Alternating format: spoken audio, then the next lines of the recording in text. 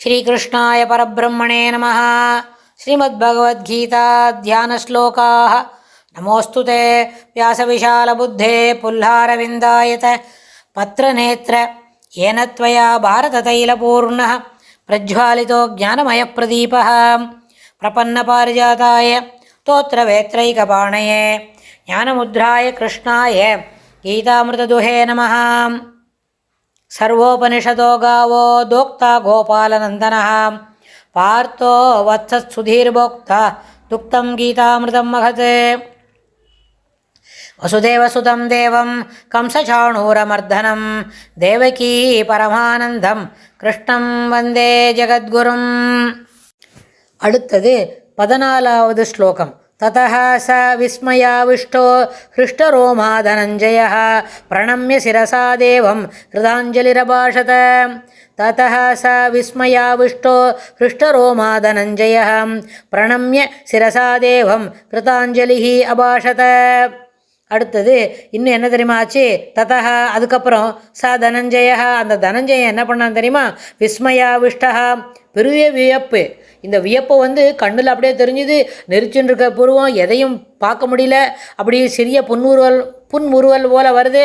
ஆனால் என்ன பண்ண முடியல, வார்த்தைகளால் எதையும் சொல்ல முடியல. ஹிருஷ்டரோமா தனஞ்சய, புலகாங்கிதனாய், ரோமாஞ்சலம் எடுத்துடுத்து, அப்படியே பெரிய சிலிர்த்துக்கிறது உடம்பெல்லாம்.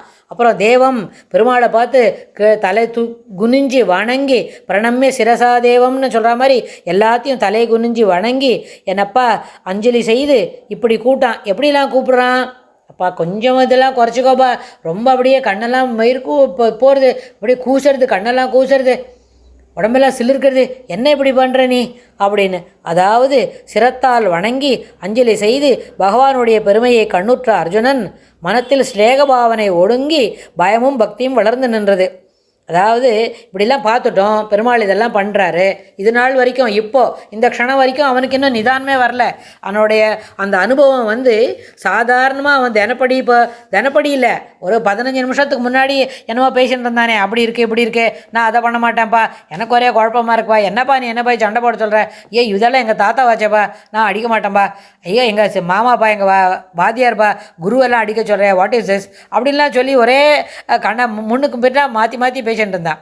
அப்போ என்னாச்சு, அது வரைக்கும் இருந்த அந்த மாதிரி ஒரு தெளிவில்லாத நிலைமை சென்ற அத்தியாயம் சொன்ன உடனேவே என்ன ஆகிப்போச்சு, அவர் 90 பங்கு சந்தேகமெல்லாம் தீர்ந்து போச்சு. குழப்பவாதியெல்லாம் இல்லை, ரொம்ப தெளிவாக எடுத்து கண்டிப்பாக நம்ம சண்டை போட்டு தான் ஆகணும் அப்படின்னு. ஆனால் இப்போ விஸ்வரூப தரிசனத்தை காமிச்ச உடனே எல்லாமே சரியாக போச்சு, ஒன்றுமே இல்லை. இனிமேல் ஒரு 0.1% 0% கூட தான் அவனுக்கு என்ன இருக்குது, 0.01% தான் அவனுக்கு அந்த குழப்பம் இருக்குது.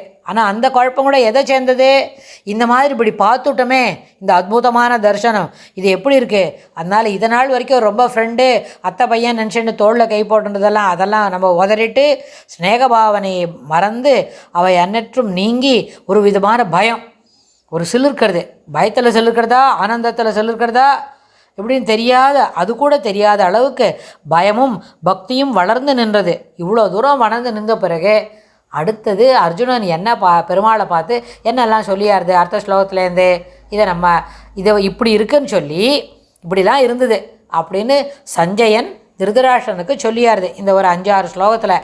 இதுக்கப்புறம் அர்ஜுனன் என்னெல்லாம் சொல்கிறார் அப்படின்னு கேட்டால், இது நாள் வரைக்கும் அர்ஜுனன் ஒன்றும் டவுட்டெல்லாம் கேட்கவே இல்லை. இப்போ இந்த 11 அத்தியாயத்தில் ஏதோ 1-2 வார்த்தை கேட்டால், ஒரு ஸ்லோகம் சொன்னால் பாக்கி பெருமாள் இப்போ தான் கேட்டது போகிறோன்னு மறுபடியும் வேகமாக சொல்ல ஆரம்பிப்பார். ஆனால் இப்போ அடுத்து வர ஒரு 10 ஸ்லோகத்துக்கு அர்ஜுனன் தன்னுடைய அனுபவத்தை, தான் எப்படி இருந்த மனம் எப்படி இப்படி தெளிவாக இருக்குது, என்ன அளவுக்கு அதில் என்ன ஆனந்தம் கூடிக்கொண்டு இருக்கிறது, அதில் என்ன தெளிவெல்லாம் கிடச்சிருக்குது அப்படின்றத விவரமாக சொல்லியாருது. அடுத்த ஸ்லோகத்துலேருந்து அதை நம்ம இன்னும் சிறப்பாக பார்க்கலாம். ஸ்ரீ கிருஷ்ணாய துப்யம் நமஹ.